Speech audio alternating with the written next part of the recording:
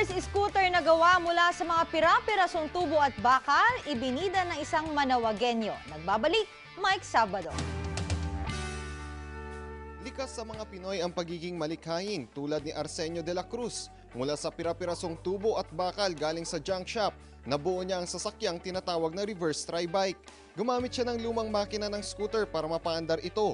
Kinabitan niya rin ito ng manibela, accelerator at brake pedal para makontrol ang takbo ng sasakyan. Mga recycle na rin po, yung halimbawa sira na yung mga chassis, kukunin na lang po yung makina, tapos sasalpak na lang po dito. Kaya puro parang recycle lahat. Dati na rin daw nagko-customize ng mga lumang scooter ang grupo ni Arsenio sa Manawag para mapakinabangan pa ang mga ito. Isinasali nila ang kanilang mga likha sa mga bike show. Ano pang balak mong gawin dito, sir? Ano namin pa, lalagyan pa ng fiber para malagyan yung matakpan itong mga bakal-bakal. Tiniyak naman ni Arsenio na ligtas at malayo sa disgrasya ang mga sasakyan. Kasi karamihan ganyan yung mga trip, lalo na yung mga mahihilig talaga sa motor. Ako si Mike Sabado, naghahatid ng Balitang Amyanan.